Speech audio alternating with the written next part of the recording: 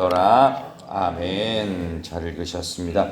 우리 옆에 계신 분 한번 인사하도록 하겠습니다. 사순절을 말씀과 함께 삽시다. 사순절을 말씀과 함께 살아가십시다. 새벽에 나오신 여러분들을 환영하며 사순절 두 번째 날 주신 말씀을 가지고 우리가 꿈꿀 하나님의 나라, 우리가 꿈꿀 하나님의 나라라는 제목으로 말씀 전하겠습니다. 자, 예수님께서 이제 지난 간밤에 목요일 간밤이었습니다. 이제 끌려다니는 그 장면이 나옵니다.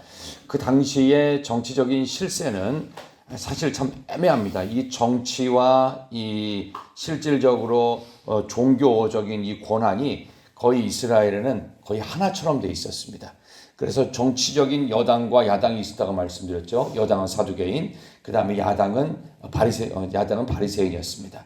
그리고 그 전체의 수장, 이걸 산헤드린이라고 하는 이스라엘 국회인데 대제사장입니다. 대제사장이 맨 위에 1번이고 그 다음에 사두개인들, 바리새인들 해가지고 총 71명 이스라엘의 국회인 산헤드린 공회가 만들어져 있었는데, 오늘 여기 나오는 이 전체에 보이지 않는 그 실세는 안나스라고 하는 나이가 많은 제사장입니다. 그리고 그 뒤를 이었던 가야바라고 하는 제사장이 있습니다. 그래서 여기 예수님을 종교법으로 처리해서, 그러니까 이스라엘의 종교법은 유대인의 법, 율법 아니에요. 그걸로 죽이려고 했는데 로마의 속국이다 보니 사람을 죽일 권한이 없는 겁니다. 그래서 어쩔 수 없이 대제사장이었던 안나스, 그 할아버지, 그 밑에였던 그 사위였던 가야바 대제사장으로 끌고 다녀다가 결국 안 돼서 이제 죽이려고 하니까 어떻게 해요? 총독한테 가야 돼요. 로마 총독. 로마가 파견한 당시에 여러분이 잘 아는 본디오 빌라도, 이름도 유명한 지역 출신, 본디오라는 지역 출신의 빌라도라고 하는 총독에게로 가서 죽이기로 아주 작정을 한 겁니다. 이게 금요일 새벽에 이루어진 상황입니다. 그래서 오늘 본문의 시간적 배경은 금요일 새벽에 그들이 28절 나오죠. 그들이 다시 한번 읽어보겠습니다. 28절 시작.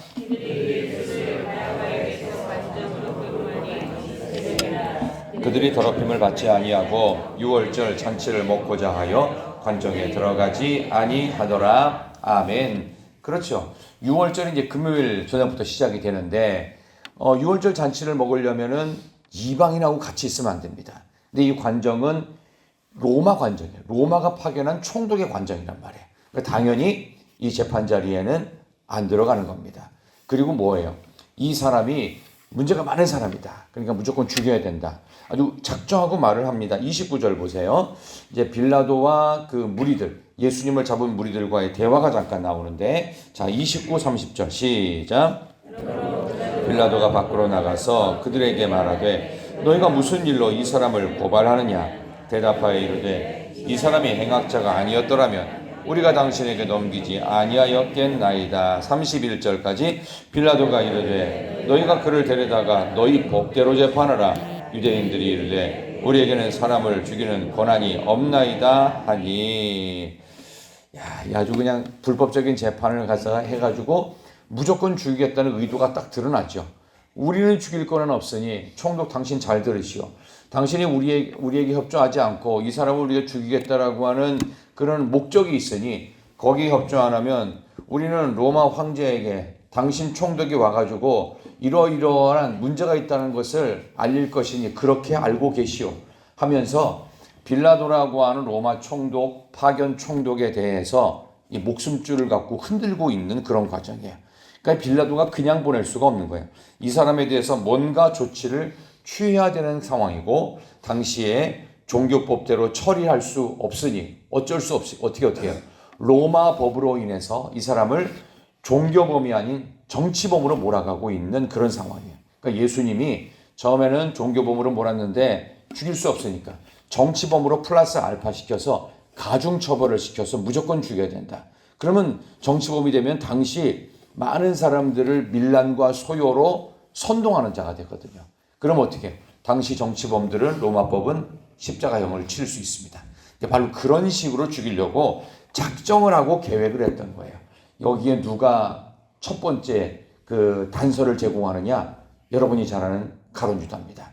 내가 은 30이면 그냥 헐값에 예수를 넘길 테니 예수가 어디인지 나는 잘 알고 겟세마네 동산 기도하는 곳이 어딘지 아니 그 사람이 있는 곳으로 당신들을 안내할 테니 나에게 돈만 달라.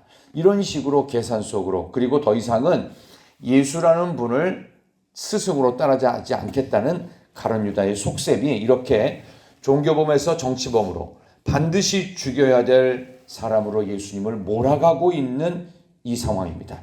자, 이런 억울한 상황 속에서 예수님과 이제 빌라도의 대화가 이어지죠. 그 대화는 딱 한 가지, 내가 왕이냐는 거예요. 그것도 유대인의 왕이냐? 왜냐하면 이제 정치범으로 몰았으니까. 자, 33절 보시겠어요? 33절에서 35절까지 이에 빌라도가 시작. 내가 유대인의 왕이냐? 예수께서 대답하시되 이는 내가 스스로 한 말이냐? 다른 사람들이 나에 대하여 내게 한 말이냐? 빌라도가 대답하되 내가 유대인이냐? 내 나라 사람과 대제사장들이 너를 내게 넘겼으니 내가 무엇을 하였느냐? 자, 이런 내용 보면 다시 빌라도 관정, 이 로마 파견 총독 관정에 들어가가지고 질문했던 거는 너 유대인의 왕이야? 너 정치 행동했어? 뭐 이 나라를 로마로부터 해방시킬 정치적인 메시아로 무슨 왕 같은 역할을 하려고 온 거냐? 이런 식으로 물었던 거예요. 그러니까 예수님 반문하죠. 너가 스스로 한 말이냐? 아니면 다른 사람들이 너에 대해서 그런 질문 하라고 시켰냐? 하니까 빌라도는 황당한 거예요. 아니 너는 무슨 일을 했는지 네가 한 일만 말하라고 하면서 예수님과 빌라도가 지금 전혀 엉뚱한 대화와 답이 진행되는 듯한 느낌인데, 오늘 이 전체의 핵심 구절이 36절입니다. 한번 보시겠습니까? 자, 예수님이 하신 제일 중요한 구절입니다. 요절과 같은 내용이에요. 예수께서 시작. 예수께서 대답하시되 내 나라는 이 세상에 속한 것이 아니니라. 만일 내 나라가 이 세상에 속한 것이었더라면 내 종들이 싸워 나로 유대인들에게 넘겨지지 않게 하였으리라. 이제 내 나라는 여기에 속한 것이 아니니라. 아멘. 하나님의 나라에 속한 사람이라는 것을 예수님께서 정확하게 밝히는 내용이에요. 내가 지금 유대인의 왕 정도로 만족하는 사람이 아니다. 내 나라는 이 땅에 속한 것이, 이 세상에 속한 나라가 아니다. 그렇다면 만약에 이 나라에 속하였으면 저 사람들에게서 내가 체포가 됐겠느냐? 그래서 당신 앞에 내가 왔겠니? 이런 식으로 예수님이 반문하시는 이 내용입니다. 그래서 예수님께서는 이 부분에 대해서 진리라고 말씀과 대답을 하세요. 37절에 보면 중간에 곧 진리에 대하여 증언하려 함이로다. 무릇 진리에 속한 자는 내 음성을 듣느니라 하면서 예수님께서 하나님 나라의 주인이 되셨음에 대해서 오늘 성경은 얘기하고 있습니다. 오늘 저는 주신 말씀을 가지고 우리가 꿈꿀 하나님의 나라라는 제목으로 말씀을 지금 전하는데, 하나님께서는 우리 예수님의 그 모습으로 이 땅 가운데 성육신 하셔서 오셔서 어떻게든 잡아 죽여야 될 사람으로 지금 몰리고 있지만, 분명 하나님 나라의 주인공으로서 우리를 만드시기 위하여 우리 예수님께서 이 땅에 오셨다라고 하는 사실을 알려주고 있습니다. 그래서 예수님과 빌라도의 대화에 마지막은 이렇게 가고 있습니다. 38절 보세요. 38절에 빌라도의 첫 번째 판정의 결과입니다. 예수님에 대한 판정 결과는 이것입니다. 38절 시작. 빌라도가 이르되 진리가 무엇이냐 하더라. 이 말을 하고 다시 유대인들에게 나가서 이르되 나는 그에게서 아무 죄도 찾지 못하였노라. 아멘. 아무 죄가 없다. 이거는 내가 죽이고 말고 할 죄가 아니라 너희들이 종교적으로 판단해라. 그리고 이거는 죽일 죄가 아니야. 죄가 아닌 것 같아. 라고 빌라도는 분명하게 예수님에 대해서 죄목을 찾을 수가 없었습니다. 로마법에도 저촉이 안 될 정도로 주님은 죄에 대한 부분에 있어 깔끔했다. 이것을 공식적으로 로마 총독도 확인을 해주고 있어요. 그렇다면 예수님을 이제 반드시 죽여야 된다라고 했던 무리들, 저희가 드러나죠. 죄 없는 예수님을 어떻게든 죽여야 되는 겁니다. 그 왜 죽여야 될까요? 지금 무리들과 사이가 안 좋은 거예요. 그러니까 너는 좀 없어져야 되겠어. 불의가 판치는 세상 속에 하나님의 말씀으로 진리로 진정한 하나님 나라의 왕으로 오신 예수님의 모습을 분명하게 오늘 성경은 드러내고 있습니다. 어떻게 보면 우리도 잘 믿는다고 하면서 근본적인 건 다 버리고 끝자락만 붙들고 외형적인 것만 붙들고 그렇게 신앙생활하고 있지 않는지를 한번 돌아봐야 됩니다.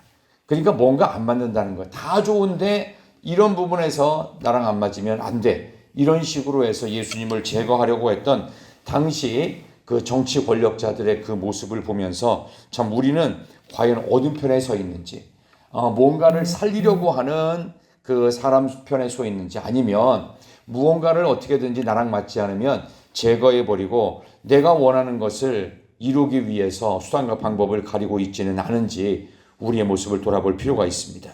예수님은 지금 이런 상황에서 어쨌든 죽어야 되는 인물입니다. 그래서 예수님은 여러분이 느끼신 그대로 불법적 재판에 회부되셔서 불법적인 과정을 거쳐서 불법적인 모습으로 억지로 죽임을 당하고 있어요. 그래서 예수님이 마지막에 바라바를 놔줘라 이런 식의 이야기가 끝에 나오잖아요. 이런 속에서도 바라바는 분명 당시 로마 법에 의해서도 강도로 분위기를 선동하는 자로 죽어야 마땅한 자입니다. 근데 죽지 말아야 될 자이신 예수님이 십자가에 달리고 마땅히 죽어야 될 바라바가 풀려납니다. 이런 역사의 모순이 오늘 성경에서 드러내고 있어요. 그렇다면 우리 주님은 뭐를 원하셔서, 우리 하나님은 어떤 것을 목적하셨기에 지금 이런 불법적인 재판으로 예수님을 억울하게 불의하게 죽게 만드셨을까요? 거기에는 가장 중요한 내용이 있는데 우리 주님께서 꿈꾸셨던 하나님의 나라가 있어요.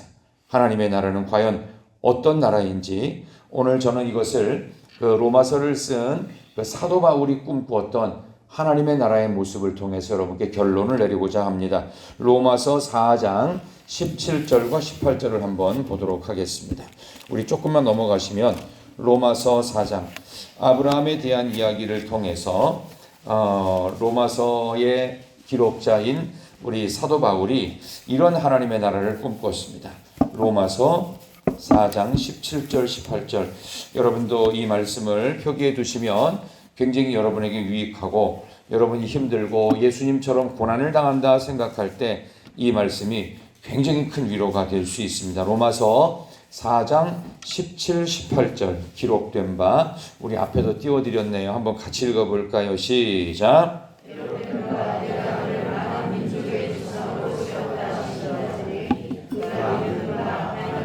죽은 자를 살리시며 없는 것을 있는 것으로 부르시는 이시니라.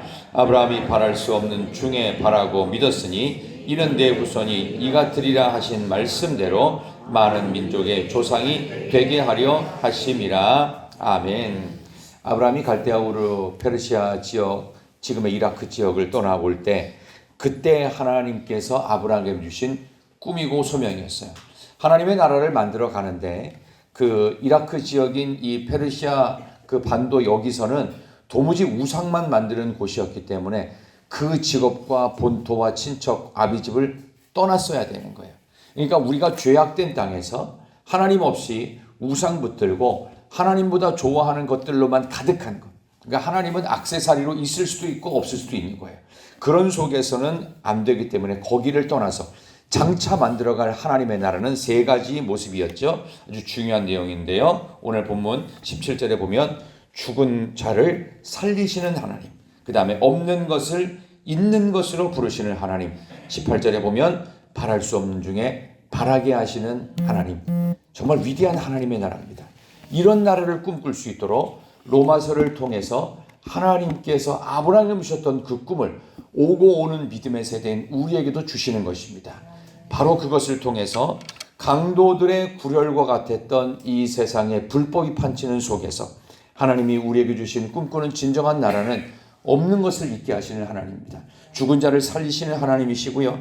바랄 수 없는 중에 바라게 하시는 그 놀라운 하나님의 나라를 이 땅 가운데 만드시기 위하여 주님은 지금 불의한 중에 불법적인 재판에 회부되셨지만 그 십자가 그 길을 가게 됩니다.